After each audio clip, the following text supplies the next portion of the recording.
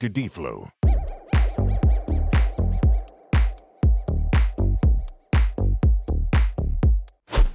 Hey, what's up guys? It's Dr. D-Flo, and man, do I have an awesome build for you today. In this box beside me is currently the most affordable SLS 3D printer that you can buy. Well, I guess technically it's the parts to make that printer because it comes as a kit.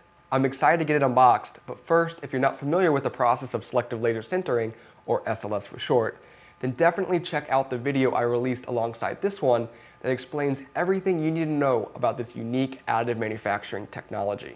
Let's get into it. I'm hoping this is a box within a box scenario so I can give this printer a proper unveiling.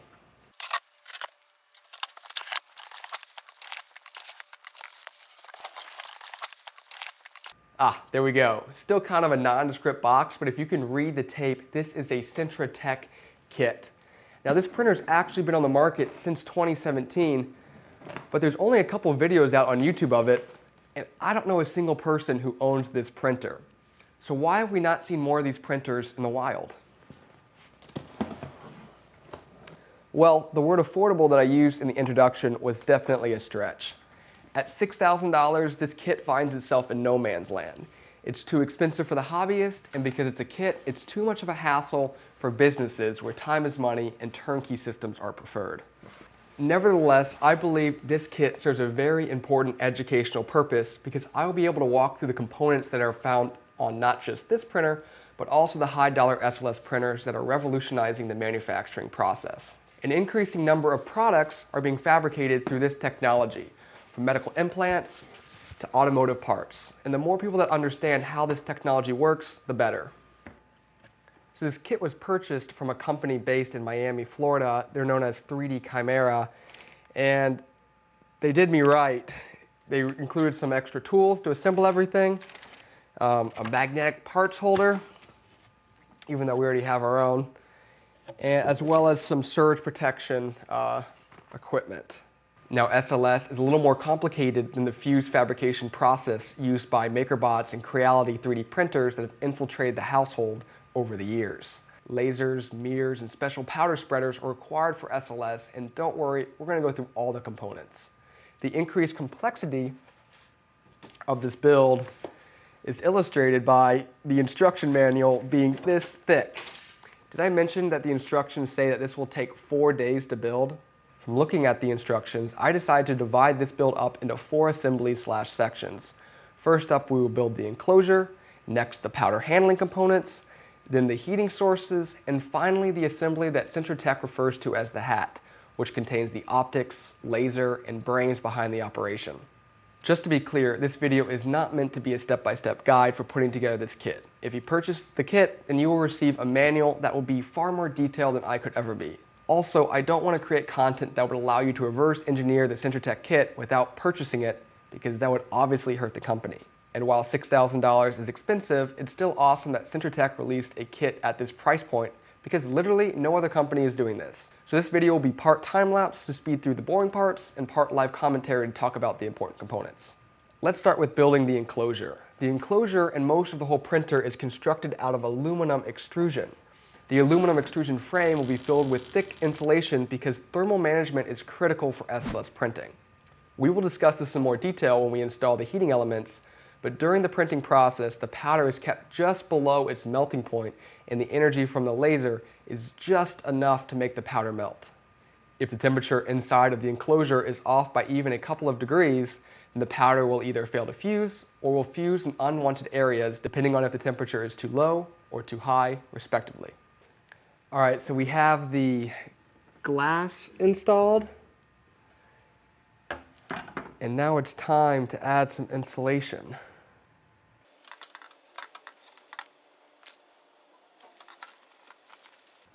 Again, the insulation is going to be absolutely critical for making sure that there aren't temperature fluctuations within the chamber.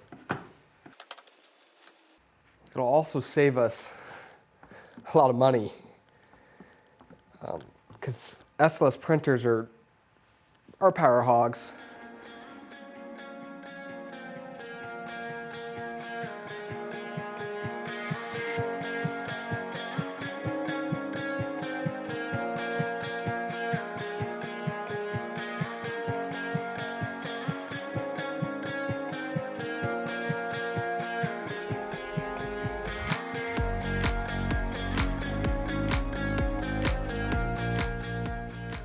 And with that, we have a door.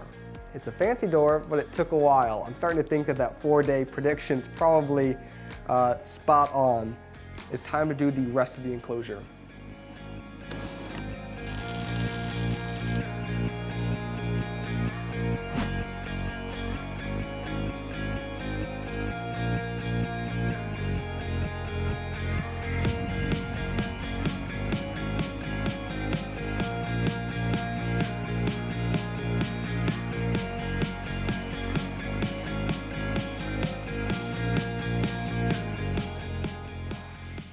So right now we just kind of have a glorified box, but one feature that I want to point out is that the inside of the chamber will get up to 150 degrees Celsius.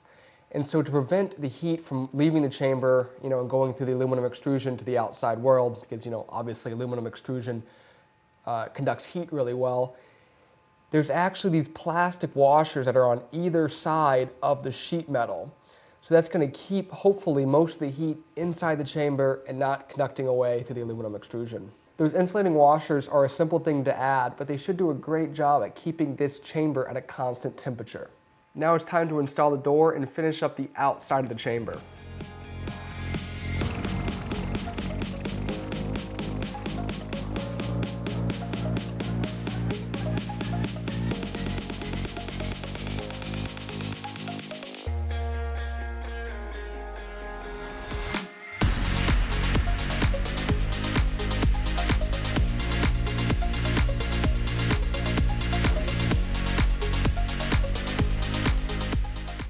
This might be the most expensive box that I've ever built, but hey, at least it's really well insulated. Next, we need to build the components that are going to go inside this enclosure to make it an SLS printer.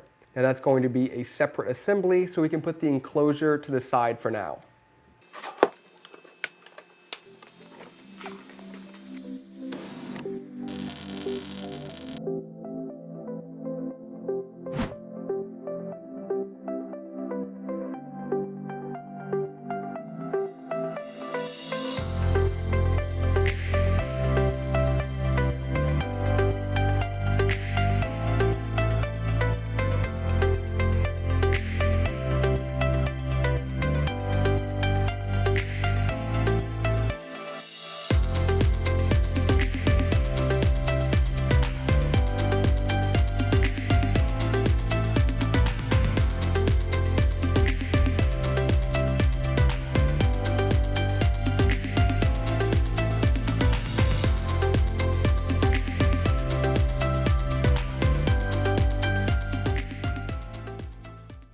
Here I've just finished up the skeleton for the powder beds.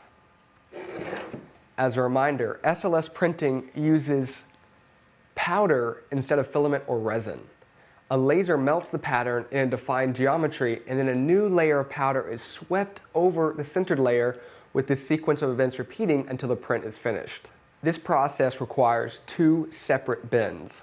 One acts as a powder reservoir and the other as the build volume where the part is being sintered. The powder is swept from the reservoir to the build volume after each layer is complete through the use of stages, one in each bin and a spreader. The size of these bins will define our maximum printable volume, which is 110 by 110 by 110 millimeters. Yes, this is small, but that build volume is what is keeping this printer at this low of a price point. Larger SLS printers are more difficult to uniformly heat, spread powder across, and scan with a laser, so expensive provisions must be made. Fortunately, the projects that I have planned will require small components printed by SLS. Next up in the build, I'm going to start working on the linear motion components for both the stages and the spreader. The stages move in the Z direction, both up and down, while the spreader sweeps from right to left. The linear actuators that will control this movement will use lead screws and metal cables to move their carriages. You won't see any timing belts in this machine because of the temperature of the chamber, which maxes out at 150 degrees Celsius. It's too hot for neoprene. The carriages will use V-wheels that ride snugly down the middle of a piece of aluminum extrusion. These are not the normal Delrin or polycarbonate V-wheels found on hobbyist 3D printers and CNC routers, because similar to neoprene, the high temperature of the chamber would significantly affect their mechanical properties. Instead, These wheels are made out of PTFE, which has a surface temperature all the way up to 280 degrees Celsius, which is more than enough for this application. It's really the need for a heated chamber that makes SLS printing so much more complicated and expensive, because it restricts the materials that can be used in the design.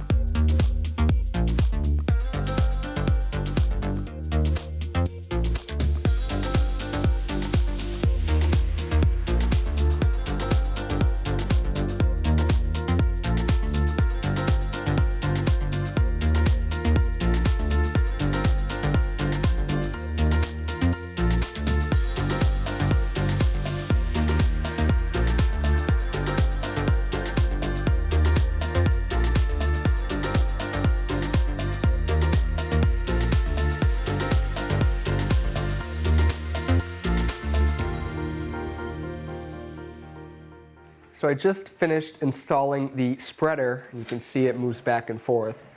And I want to dive into a little bit more detail, because transporting the powder from the reservoir to the build platform may seem like an easy problem, but it's anything but that. The quality of the final print is the sum of its layers.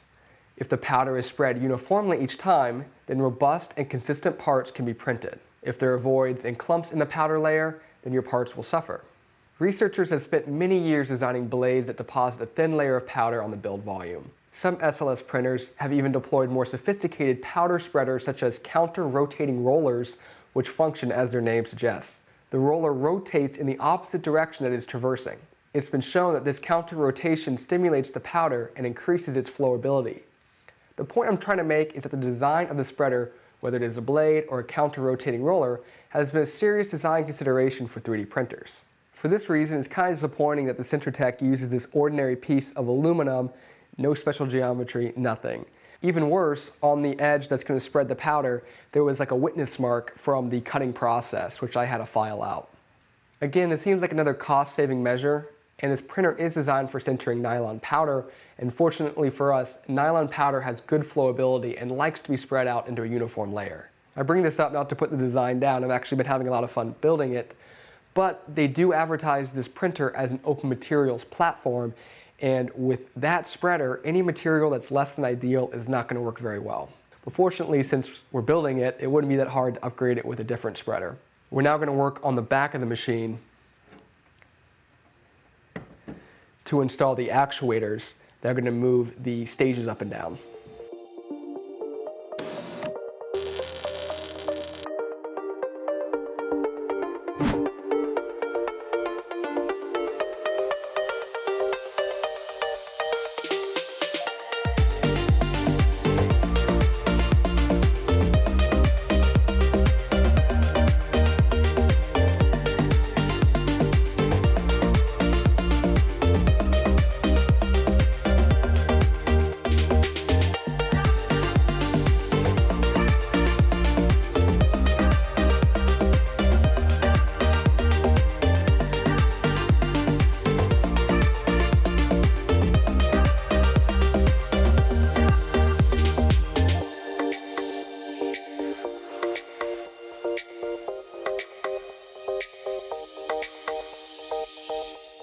So I just installed the stages within the two bins.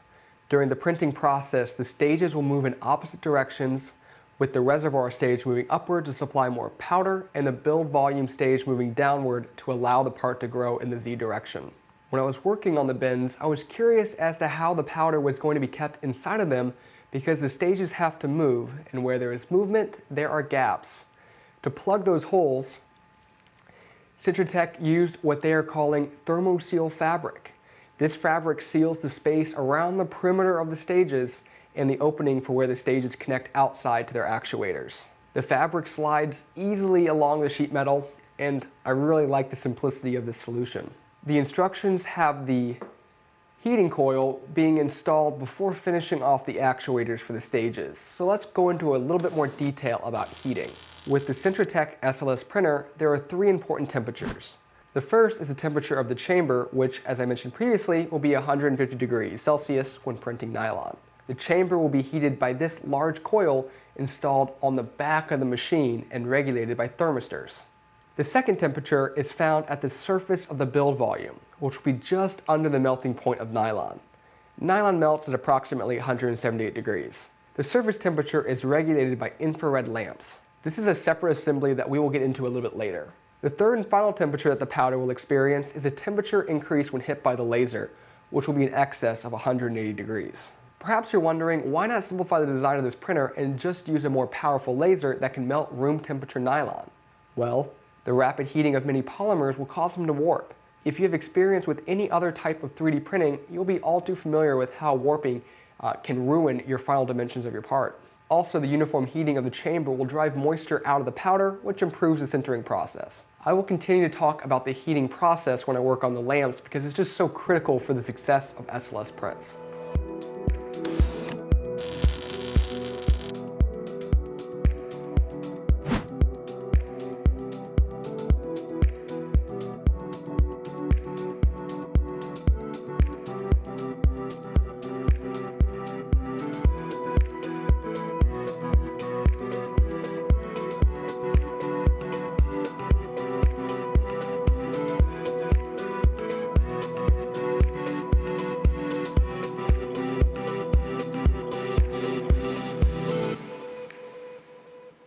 After attaching the heating elements, I went ahead and installed the limit switches for both stages.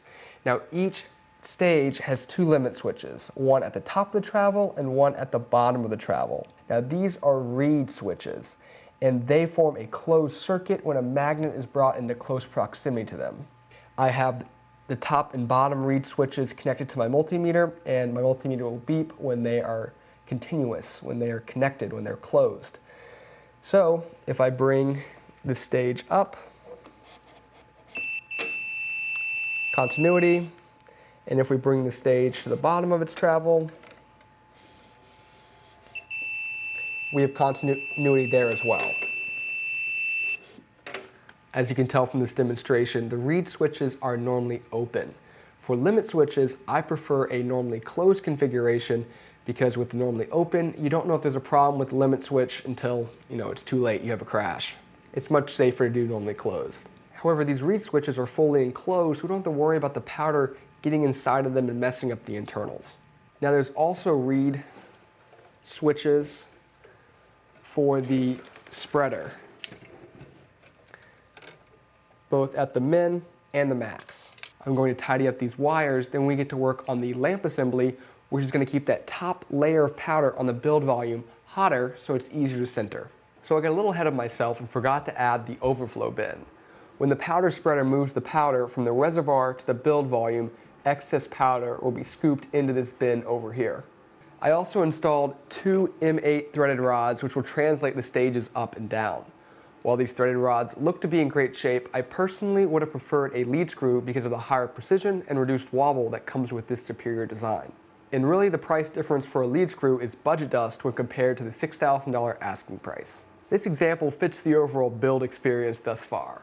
The parts provided are sufficient for their purpose, but if you're a hobbyist and saved up your hard-earned cash for this kit, you probably would be expecting components to be a little bit more premium. You wouldn't think that you would have to deburr all the tab and slot components as well as the holes for the carriages just to get the bolts to fit through and the eccentric spacers to sit flush. You know that there's going to be some post-processing when the reseller sends you a file with the kit. Now don't get me wrong, you get a lot of stuff for your money, and the optical components that we haven't started to work with can cost a pretty penny too. If you do purchase this kit, just make sure you have your expectations set accordingly. Now we can move on to the lamp assembly, which includes 3 infrared lamps. I'm not sure how many SLS printers use infrared or IR lamps to heat the surface of their powder, but I really like this idea. With this setup, we don't have to heat the entire chamber to as high of a temperature, which is not only an energy saver, but it also decreases the thermal history of the powder. Thermal history is a really important concept in SLS printing, and it's worth talking about in more detail. When plastics like nylon are kept at high temperatures, they experience both physical and mechanical changes. Examples of these changes include discoloration, cracking, and generally a loss of desirable mechanical properties. Plastics are made up of polymer chains, and the thermal energy from high temperatures can cause these chains to break, shorten, or recombine in a process known as thermal degradation. In the presence of oxygen, this process is sped up. The thermal history of a polymer is basically a record for how long the polymer was kept at elevated temperatures. The longer the thermal history, the more thermal degradation will occur. With SLS printing, the thermal history of the part in powder will depend on the temperature of the chamber as well as the duration of the print. If you reuse unsintered powder from a previous print, then the subsequent part would have less favorable mechanical properties due to additional thermal degradation compared to the previous part that was made from fresh or virgin powder. We will talk more about the consequences of reusing powder after we start printing. For now, it's just important to keep this concept of thermal history in the back of your head, because with other printing technologies such as FFF, where the printing material is not kept near its melting temperature for long durations, it's not something that you normally have to worry about. The last assembly is what Sintratec is referring to as the hat. The hat will sit above the powder spreading assembly, and it's fairly complex in its own right, containing everything from the microcontroller to the optics. But before we get to that assembly, I want to talk about the laser. The laser provides that last little bit of energy required to center the top layer of powder. The size and shape of the laser beam largely determines the resolution of your prints in the XY plane. A poorly tuned laser beam can also affect your Z-axis resolution, because if the energy density of the laser is too high, then powder from previous layers can be sintered, adding unwanted material to the part. On the other hand, if the laser is too weak, then your part would not have fusion between layers, which could either result in print failure or a very weak part mechanically. Let's take a look at the light path of the laser. Now, I'm not going to turn the laser on, but I do want to stress that even a small laser such as this one can cause permanent eye damage if shined in the wrong direction. Also, I should point out that my knowledge of optics is limited, so please do additional research if you're interested in this topic, and check out the comments below for corrections or more information. This is a diode laser. Diode lasers are cheap, compact, and don't require as much power as other laser systems. However, diode lasers also have their disadvantages. The big problem is that diode beams are elliptical. The preferred beam shape is circular, so that the resolution in the x-axis is the same as the y-axis. This disadvantage can be overcome through these anamorphic prism pairs, which transform elliptical beams into nearly circular beams by magnifying the elliptical beam in one dimension. The circular beam that leaves these prisms will pass through a plano-convex lens, which is flat on one side and convex on the other, that will focus the laser light. The focal length should be around the distance from the lens to the first layer of powder, because this is when the laser beam will be the tightest and have the highest energy density. Proper focusing of the laser beam is what allows even a small laser, like this one, to melt powder. Before the converging laser light hits the powder, it first bounces off two mirror galvanometers, which I will refer to as galvos for short. When it comes to galvos, there's a lot to talk about, and this may warrant another video because these devices are also used in other 3D printing technology, and their accuracy is pretty amazing. But very fundamentally, these galvos have a motor that precisely moves a mirror. The movement of the mirror will ultimately change the location of the laser beam in the build volume. When you use two mirrors, you can precisely move the beam to any point on that first layer of powder. In other CNC technologies, you need a linear actuator in each dimension that you want to position your tool, whether it is an extruder, router, or something else. Linear actuators need to be lubricated and assessed for wear and tear. Galvos, on the other hand, require very little maintenance if the mirrors are protected from dust. Also, the galvos that come with the Sintratec kit are closed loop, which is a premium feature I have talked about in past videos in the context of servo motors, but to summarize, there is an internal feedback loop that ensures the mirror reaches the correct position. After hitting both of the galvos, the laser will pass through some glass to enter into the heated chamber before finally hitting the powder bed. While the print volume is technically 110 millimeters in all three dimensions, the Sintratec website lists a recommended build volume of 90 by 90 by 90. Now, because of math, this means that the recommended build volume is almost 50% less than the total capacity. Why is this recommended build volume so much smaller? Now, this is just a logical guess on my part, but I believe Sintratec had to reduce the build volume because there's an important optical component that's missing: the F-theta lens. The F-theta lens can focus a laser beam on a plane. Without this type of lens, the laser spot size will increase as you get further away from the glass window where the laser beam is coming down from, because the beam's distance is greater than the focal distance of the plano-convex lens. If you don't have an optics background like myself, these concepts can seem foreign. Just understand that without an f-theta lens, the beam will be in less and less focus the farther you get from the center of the build volume. As the beam becomes less focused and grows larger, the energy density will decrease. Larger beam means lower print resolution and possibly under-sintering, which will affect mechanical properties. It seems like the omission of an f-theta lens appears to be a cost-saving measure. That's definitely a bummer, but again, with a kit like this, nearly any modification is possible. I've got one more gripe. The laser and anamorphic prism set is one of the few proprietary parts in this kit actually made by Sintratec, and it came soldered terribly.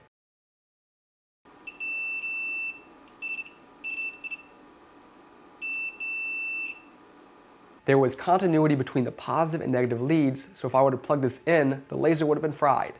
I had to shift the copper pad over and put in some hot glue to keep that short from occurring. I'm all for saving money, but on proprietary components that would be hard for someone like me to replace in the United States because this kit's coming from Switzerland, you really can't have shoddy workmanship.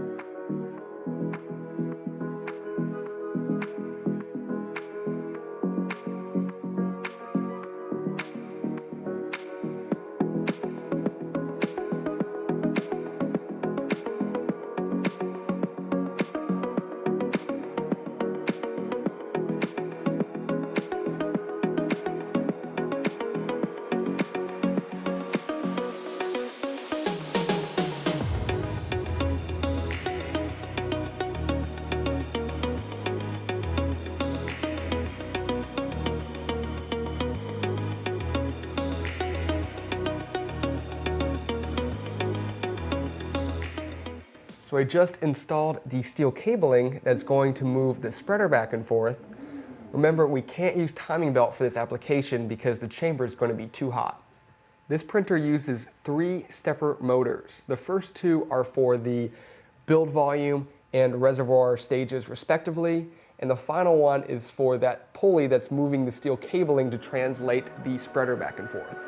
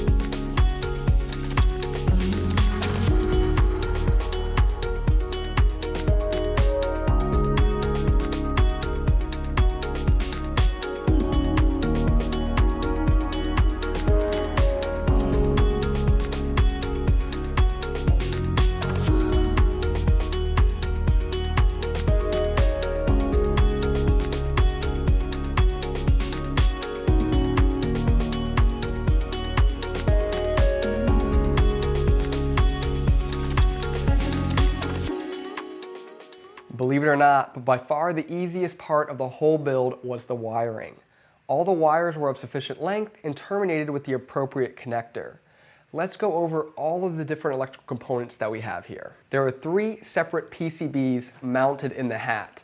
The 2 that are standing vertically are the closed loop drivers for the galvos. Galvo drivers are a completely different beast than stepper drivers, which many of us are familiar with. The angle of the galvo's mirror becomes greater with the higher the absolute value of the voltage, because the voltage can be positive or negative. In turn, the driver expects the microcontroller to send over a 10-volt differential range signal. And because galvos are so quick, you need a fast microcontroller to keep up with it. Let's follow these silver braided cables that connect the galvos to the controller board. This is a 32-bit SAM microcontroller as the brain behind the operation. Remember, this kit came out in 2017. That's 2 years before Marlin, the largest open source 3D printing firmware, officially supported and popularized the faster 32-bit architecture. There are some open source firmwares for running SLS printers, but they were not, and in my opinion, are still not refined enough for a commercial product, so Sintratec designed their own firmware back in 2017. If everything works without a hitch on the software side, then that is a major pro towards buying this kit instead of DIYing one of the open source SLS designs that have been popping up recently. And with that, I need to wire in the DC power to the microcontroller, install some buttons, fans, hook up the mains, and drop everything into the enclosure. If I'm sounding excited, that's because we're so close. So just stick with me a little bit longer and we're going to get this thing printing.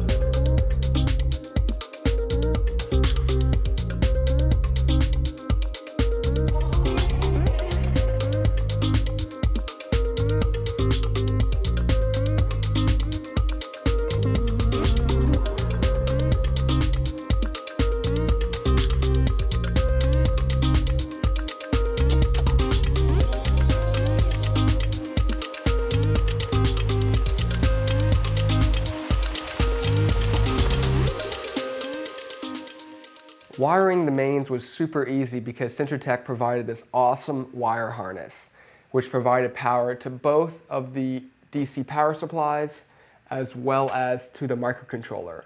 Now the microcontroller takes AC power for the heating elements and DC power for all the digital logic and the stepper motors and galvos. Now before I attach the top of the hat, which contains fans to keep the electronics cool, and before I drop this entire assembly into the enclosure, we need to go through the initial commissioning. The initial commissioning is the process of making sure that everything is working correctly. The stepper motors are rotating in the right direction, the heating element is turning on, the thermistors can read temperature differences when the heating element's on versus off. The galvos need to be calibrated so that they're scanning the laser within the build volume. There's a lot of things that we need to do to make sure all the components are working together so that this SLS experience is flawless. After turning the machine on for the first time, I was surprised to find that the spreader and the stages started to home automatically. That process completed successfully, so it looks like we installed the motors and all the linear motion correctly. So next I downloaded the software, which is Sintratec Central, to start the laser calibration process. Now this was a little bit difficult to film because small adjustments made a huge difference, but here are the basic steps. First, you want to make sure that the laser hits the X galvo right in the center. Now to get it in the center from left to right, I actually moved the entire laser module, and to get it in the center from top to bottom, I moved the galvo assembly. After it was centered, the laser beam hits the Y galvo and then goes down to the build platform as we talked about previously, and it lands on this calibration pattern. Now we need to make sure that what is being generated by the galvos lines up with this pattern, and so I actually moved the galvos in their housing so that they matched that pattern. Finally, I had to scale the area that the galvos were scanning in both the X and Y dimensions so that they matched the build platform. And with that, it's time to drop this whole assembly into the enclosure. With this thing fully assembled, we're so close to printing. The last thing I want to talk about is calibrating the laser beam spot size. The diameter of the laser beam that comes into contact with the powder bed is directly related to the XY resolution of the printer. Now, because the laser energy is constant, the spot size will also control how much heat is pumped into the powder, with smaller spot sizes resulting in a higher energy density. The way to adjust the spot size is to move the focal lens forward or backwards. Sintratec recommends moving the lens as close as possible to the galvos to yield a 200 micron spot size for highest resolution and energy density, which is what I've done. The final components of the assembly include the top of the hat, which has 4 fans to keep the electronics cool. The electronics and optics are literally sitting above an oven, so airflow into and out of the hat will be really important. We need to fill up the printer with powder, but first let me talk a little bit more about nylon. Nylon is a synthetic thermoplastic polymer that belongs to the family of polyamides, or PA for short. There are a lot of different nylons, but I have PA12 here. PA12 is stable against impact, chemicals, heat, UV light, and water, making it ideal for both rapid prototyping and production. Really, nylon is the key to SLS 3D printing's functionality and versatility, and will allow me to produce parts I don't have to worry about degrading if left in the sunlight or in a humid environment for too long. If I open up this jar and pour a little bit of powder on my workbench, you may be able to tell this powder has high flowability. It's almost like pouring water. The individual particles, which are approximately 60 microns in size, don't stick or clump together. I want to point out that whenever I handle this powder, I wear a respirator and gloves. Nylon dust is a minor respiratory irritant, so the mask is a protective measure. In theory, the 60 micron particles shouldn't become airborne, but it's very apparent when you pour the powder that there is much finer particles that get into the air. The gloves are to protect the powder. Oils from my hands can contaminate the particles, causing problems during the sintering process. The last safety precaution I take is to be in a well-ventilated room when printing. I'm in my garage, so I just crack the garage door, but there is a noticeable smell in the air when the powder is heating up, so I wouldn't recommend running an SLS printer in your living space. Let's go ahead and fill the reservoir with just enough powder to perform a calibration print to check the dimensional accuracy of the printer. We don't want to overfill the bin because that would expose unneeded powder to thermal degradation, which is wasteful. Inside of Sintratec Central is the calibration model that we need. With some back of the envelope calculations, we can determine how much powder we need. This measurement is going to be height. How far down does the reservoir stage need to be? This part has 50 layers, and the layer height is set to 100 microns, so we need 5 millimeters of powder to complete this print. However, we need a little extra powder to prepare the build platform with a nice flat starting layer and some top layers to insulate the part during the cooling down process. I add an extra 30 millimeters to the final height because really the worst scenario is to run out of powder. This means I need to move the reservoir stage down 35 millimeters and fill it to the brim. That takes care of the reservoir. To prime the build platform, I add a little powder before having the spreader sweep across the build volume, and I fill in any holes and gaps with a little extra powder.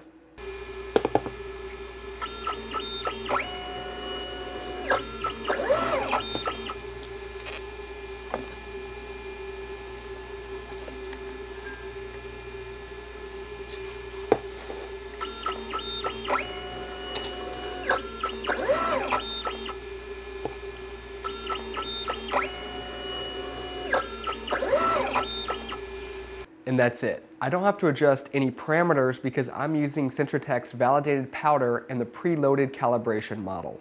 I can now click Start Print. And wow, that's going to take 1 hour and 45 minutes to heat up. Now the chamber can quickly get to that temperature, but the powder is slower to heat up.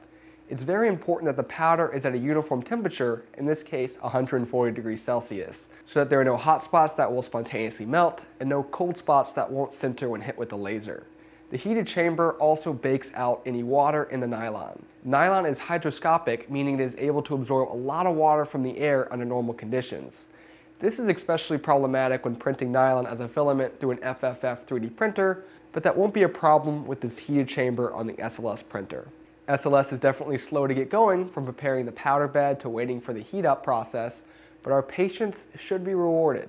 Quick clarification, I had said previously that the chamber would be at 150C for nylon, but I later read on the Sintratec website that keeping the chamber at 140C increases the life of some of the internal components.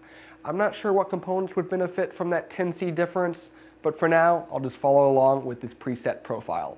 Of course, the chamber temperature and many other settings like the laser speed can be changed. This is an open platform that will work for powders outside of the Sintratec ecosystem, which is really great. It's going to be a little hard to film the printing process because all we have is this little window. But this is why I thought this would be a great project to build on camera, because you've already seen all of the inner workings of the printer and can visualize how these components are working together even with this limited view.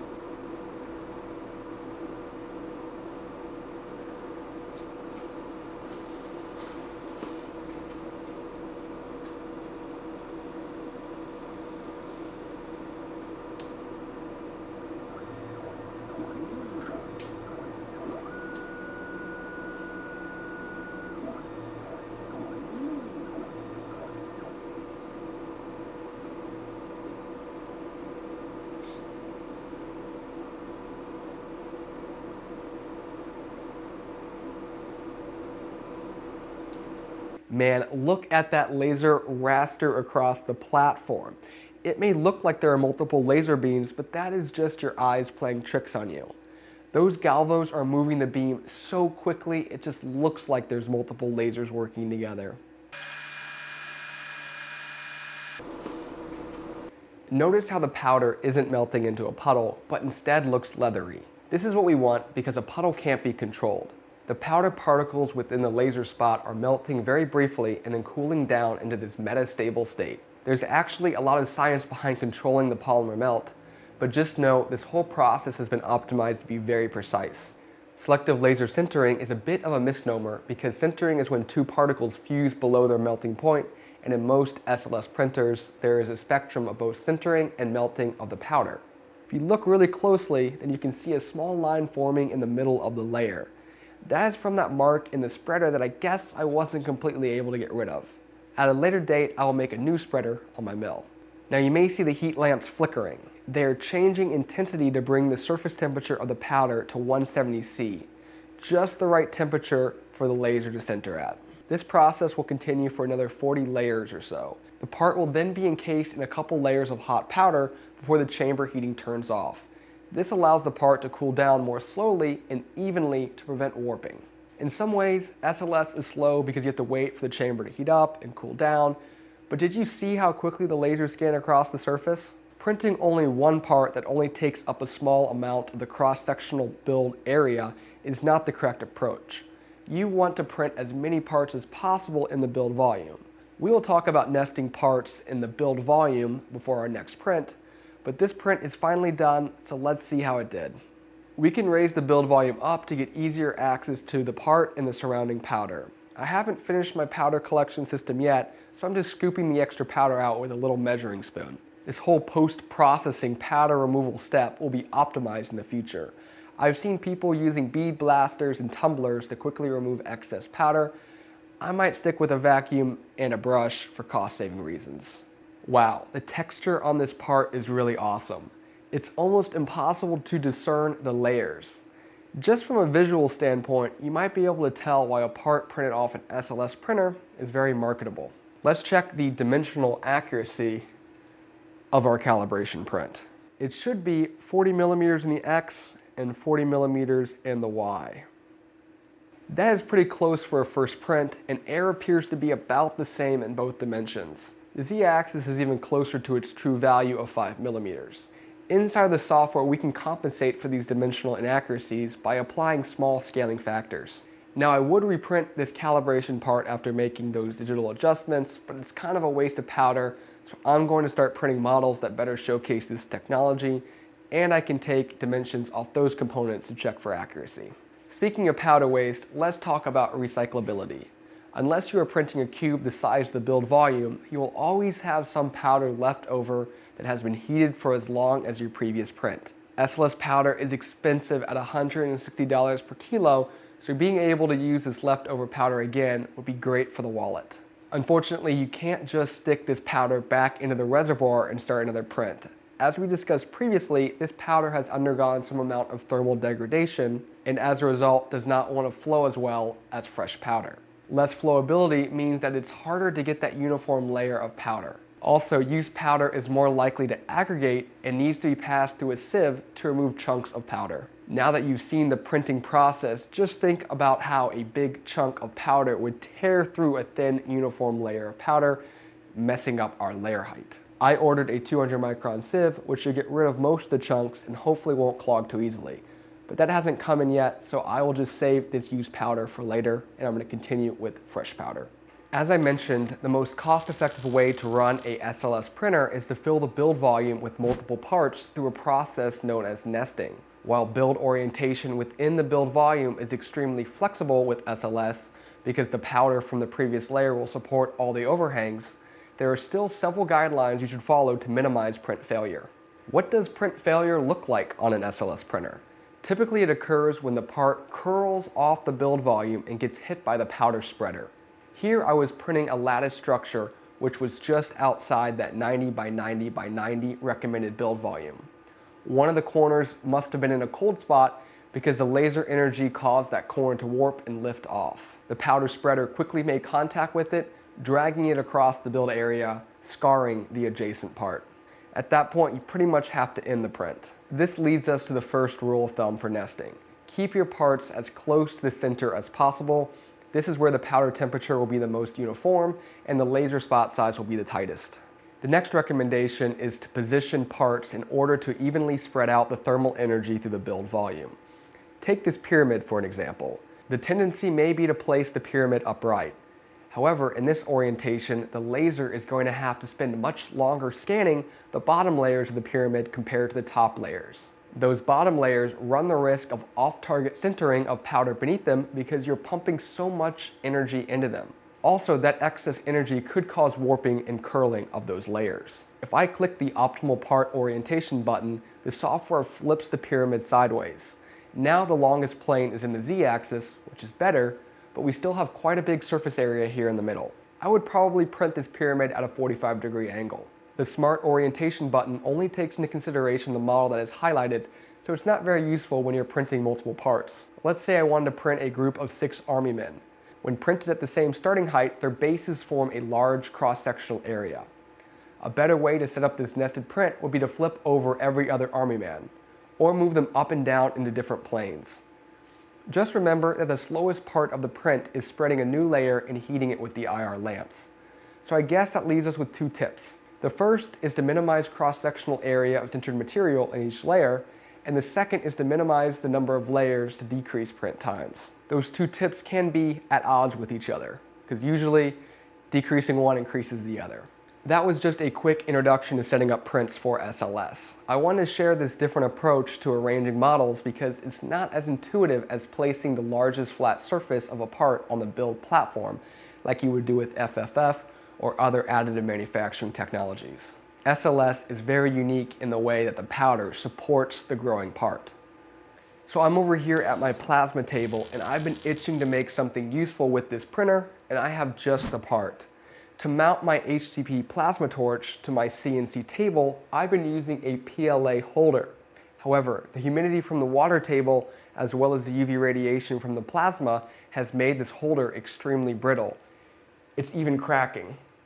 An engineered plastic like nylon would be so much better for this application, so I'm going to print a new torch mount. This holder will have a couple of tricks up its sleeve that I will walk you through after the print. This new torch holder design has 7 parts that I will nest and print at the same time. I snuck in a benchy as a fun keepsake because I had a little bit of room. I have the parts as close to the center as possible, and all are within that second wireframe, which is that 90 by 90 by 90 safe volume. I've already prepared the powder bed so we can hit print. This print is going to take about 12 hours. So in the meantime, I went ahead and put together this powder extraction system.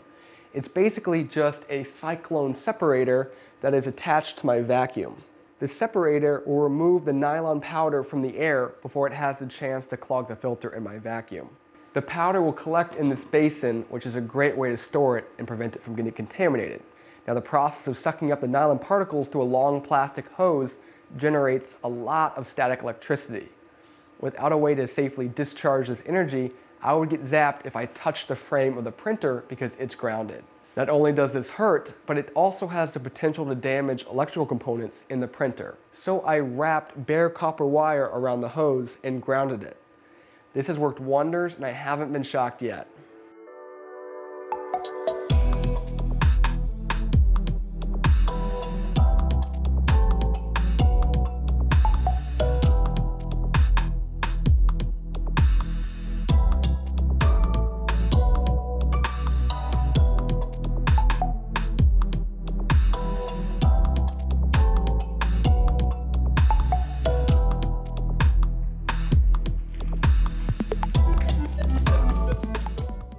So the print is finished, and I gave it about 2 hours to cool down so that the part cools homogeneously and we get really nice mechanical properties throughout the entire part.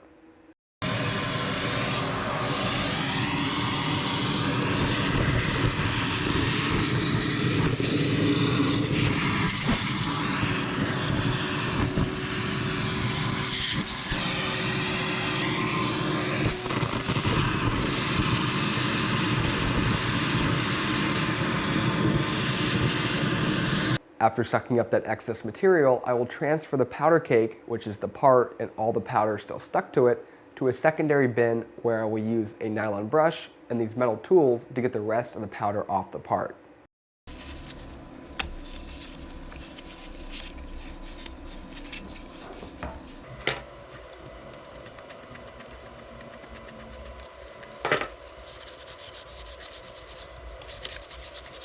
This process is very similar to an archaeology dig, and it's like you're rediscovering your part, which is a lot of fun.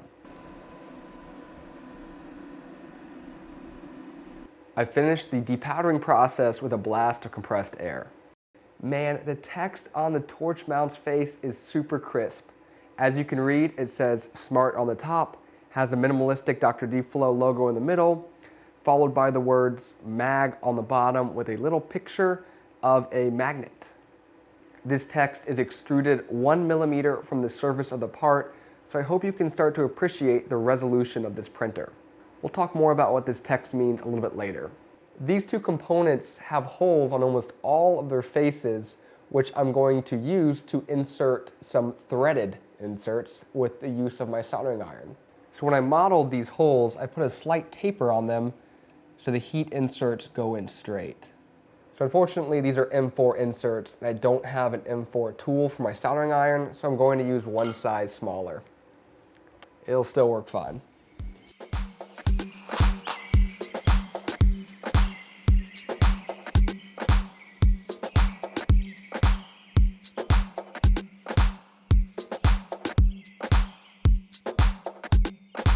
This part bolts onto the floating head assembly of the plasma table.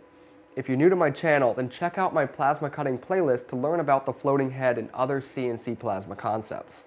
Before I attach this piece, I need to insert these 2 ball bearings, which will locate the components that actually grab the torch to this plate.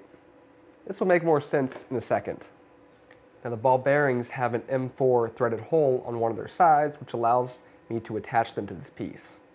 There are 2 holes on either side of this component for magnets. I just slide them in, and then I'll cap them off with these 2 end pieces. Now this end piece needs 2 threaded inserts. These are M3 though. Quickly insert those before I forget. Here's the part that will actually grab onto the plasma torch. There are 2 domes located on its backside that will locate to these ball bearings.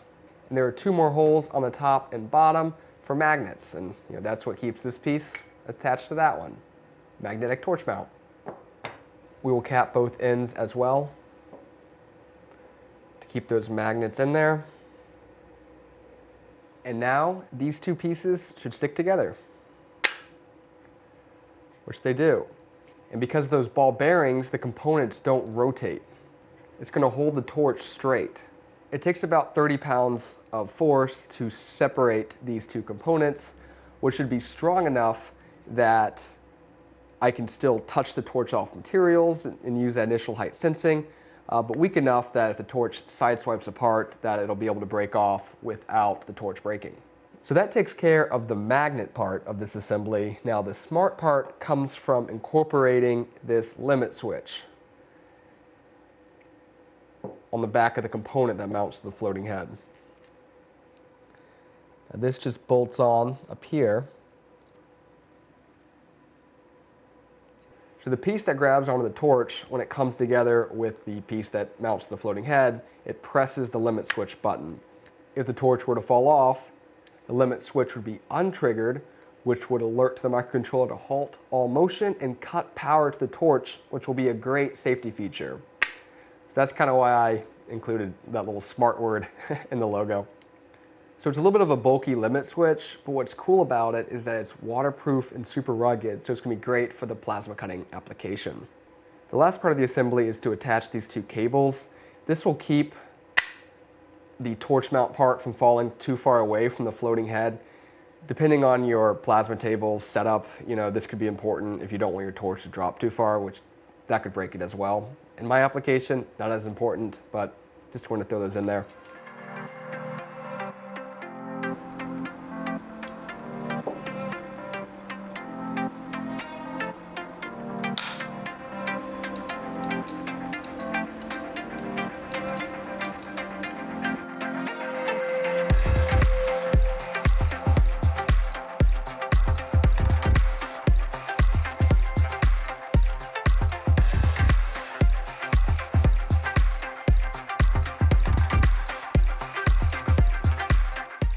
So here's the final assembly with the torch installed. It looks really awesome.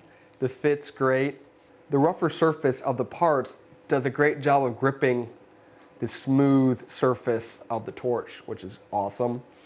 Now I'm going to give a quick demonstration of the magnetic release over on my plasma table, but I don't want to purposely run my torch into pieces of metal, so I'm going to use this dummy 3D printed torch look-alike for this demonstration purposes.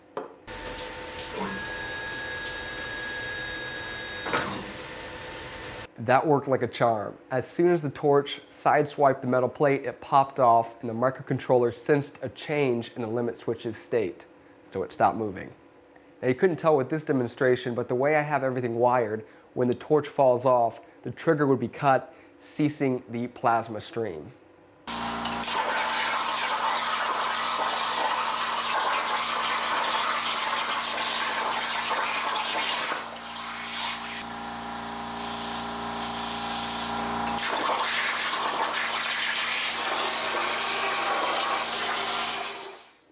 The reason I went into so much detail about making this torch mount because these functional applications are where SLS printers excel. In my opinion, until the cost of nylon powder comes down, SLS printers are going to be reserved for commercial applications. Perhaps such an application is producing small quantities of specialty parts in your garage to sell online, and with leftover powder you can print some different gadgets and hobbyist parts. Let's just say I'm seriously considering this route with either the magnetic torch mount or one of the many other niche ideas that I have. Now you may be wondering why Xotics is here, and that's because I was originally inspired by this BMG extruder that I installed on this printer for my How to Build a 3D Printer video. The housing for this extrusion drive is actually printed on an SLS printer, and it has held up remarkably well for almost a year and a half of use. This is a great example of how a successful business has incorporated SLS parts in their product line. For our last print, I want to create some models that showcases the benefits of powder bed fusion, because with this printing technology, the powder, as we've talked about before, supports floating structures. So with this type of printer, you can create joints that will be movable as soon as you pull them out of the powder bed, which is really cool. I'm also going to print a torture test in the form of a lattice structure, just so you can get a feel about the resolution that this printer possesses. However, I'm down to my last kilogram of fresh powder, and I want to make it last a little bit longer, so I can actually take some used or aged powder and add it into this mix. And perfect timing, my sieves arrived. So we're going to take powder from the cyclone, pass it through these sieves to get rid of any chunks that would otherwise affect the print quality, and we should be good to go. So I only use my cyclone separator to suck up powder from inside and around the printer. So really we shouldn't have to worry about contamination. I'm going to go ahead and put my mask on and we'll see how much powder I've got built up in here.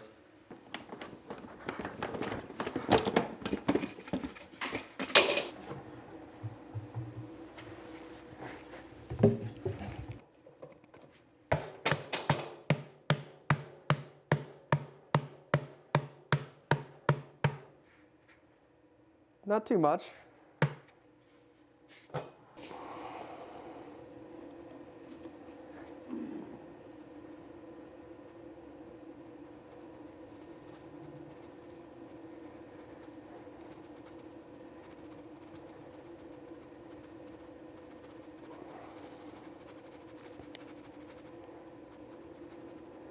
So just simply transferring the powder from the big container to the little container has already made a mess. And let me tell you, I now understand why companies like Formlabs sell fully enclosed and automated systems for sieving and mixing powder. You know, it's not in my budget, but if you have the money to splurge on such a system, I think it's going to be well worth the money just to avoid the mess. So I'm now going to take this aged powder and pass it through two sieves. The first one is a 500 micron sieve, which will get rid of all the chunks. And the second sieve is a 212 micron sieve, which should hopefully leave just a nice fine powder. Now technically the powder is as small as 60 microns, but if I use a really small sieve, it would take forever to go through all the powder.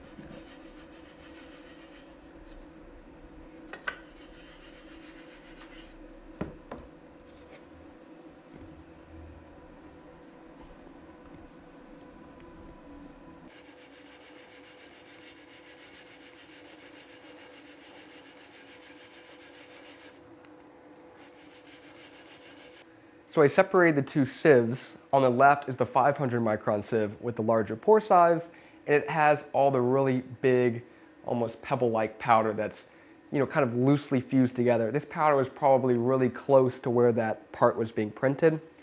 And on the right we have the 212 micron sieve, much smaller particles, but still these particles are not as fine as the sieve powder, which is very similar to the fresh powder, but there are some subtle differences in the mechanical properties of this aged powder that's been exposed to temperatures for a long time. So we can't, even though we have a lot of it, we can't just throw this into the chamber. We're going to have to mix it with the virgin or fresh powder. So the way I mix the powder is through this graduated cylinder. Now Sintratec recommends mixing old and new powder at a ratio of 3:7. That's 3 parts old or aged powder and 7 parts new powder. I just quickly not too precisely, measured out in this graduated cylinder, and I pour it into a new container and label it mixed.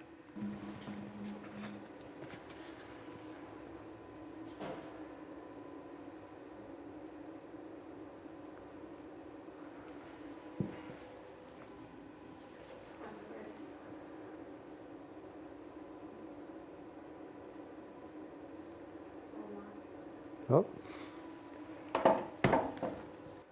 So that's 300 mils of the old powder. Now here comes the fresh powder.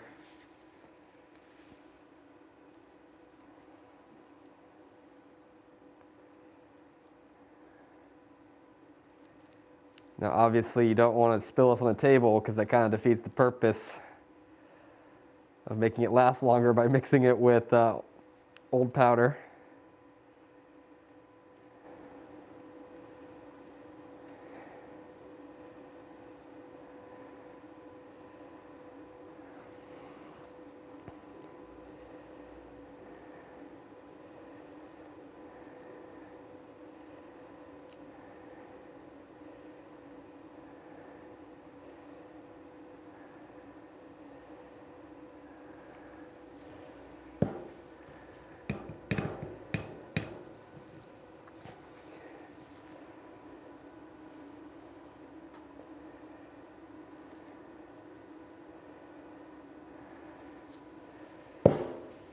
All right.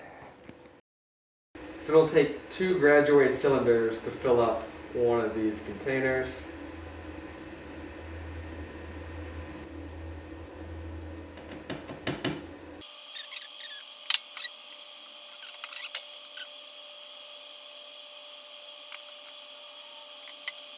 Now that I got everything cleaned up, we will throw the mixed powder into the powder reservoir and prepare the build surface.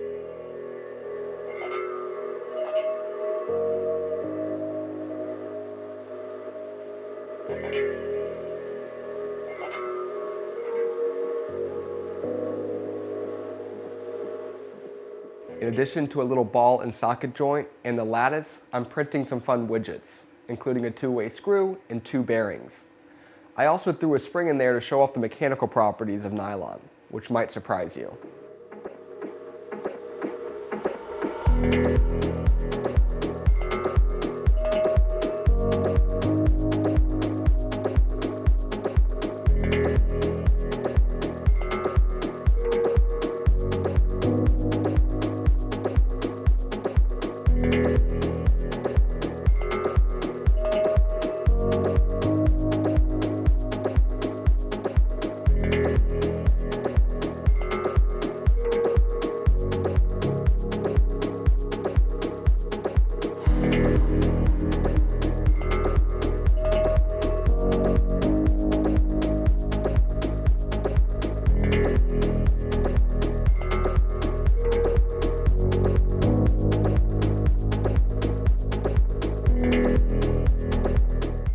The ball and joint socket turned out nicely. I had modeled this in Fusion for there to be 250 microns of radial space between the ball and the wall of the socket. I can get some really smooth motion out of it. And because I didn't have to use slits to allow the ball to pop into the socket, as you would have to do if these parts were printed separately, the joint is much stronger. So the lattice structure was an interesting one. The wall thickness of the lattice is 1 millimeter, so the printer had no problem resolution-wise. However, it was very difficult to remove such a small and complex structure from the powder cake without breaking it. I initially clipped the side of it with my vacuum, and that's why there's some damage to it. So my conclusion from this print is that while the printer's theoretical resolution is around 200 microns, which is the width of the laser beam, features will have to be quite a bit larger and as a result stronger in order to remove the excess powder. From the calibration print and the torch mount, you wouldn't think that nylon has much flexibility, but check out this spring. Nylon is more elastic than PLA and ABS. This property is what allows nylon to be so tough. It can absorb tremendous amounts of energy without fracturing. I took the top of my torch mount and hit it with a hammer. Now that's not a mallet, that is a dead blow hammer, which I hit pretty hard, and not a single scratch. A letter didn't fly off. It's incredible. The bearings weren't as satisfying. I pulled these models off of the internet and they are meant to be printed with an FFF printer, and there was just way too much space between the bearings, which allowed them to get stuck after rotating them a couple of times. This two-way screw is just satisfying to play with. There are two nuts, one that screws on clockwise and the other that screws on counterclockwise. More of just a fidget toy, but it's a lot of fun. I forgot to show you guys Benchy from the torch mount print. This turned out pretty awesome too. Now, one of the main reasons Benchy is used is to look for stringing and see how well you can bridge gaps, and neither one of those are factors when it comes to SLS printing, so this model looks great. There's probably some viewers wondering why you would spend the money, time, and put up with the mess of an SLS 3D printer if you can already print nylon filament on an FFF printer. I've already mentioned that nylon filament is hard to print via FFF because when it sits at room temperature, it's absorbing water out of the air, resulting in foamy or weak extrusion. In SLS, the heated chamber bakes out any absorbed water before the print, and during the print, the temperature is sitting above the boiling point of water, so the nylon powder is extremely dry. But in general, nylon filament's kind of finicky to print with. Its slight elasticity can be difficult for the extrusion drive of an FFF printer to retract, especially if you're running a bowed-in setup. With SLS printing, there is no retraction. Separate features are created by turning the laser on and off. Now, another benefit of SLS over FFF is that you get much better fusion between layers. If we take a closer look at Benchy's hull, you can barely see the layer lines. FFF printed objects tend to be strongest in the X and Y axes and weakest in the Z-axis direction. Due to the strong bonds between layers, SLS parts have more isotropic mechanical properties, and thus they're strong in all directions. Finally, the last major difference when printing nylon on an SLS printer versus an FFF is the print time. The print duration of an FFF printer scales with the volume of the part. Generally, a print that is twice as big will take twice as long. This is not the case with SLS.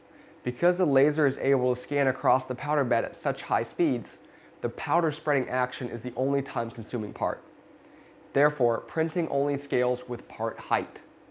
When parts are properly organized in the build volume to minimize their Z height, an SLS printer can produce parts very quickly.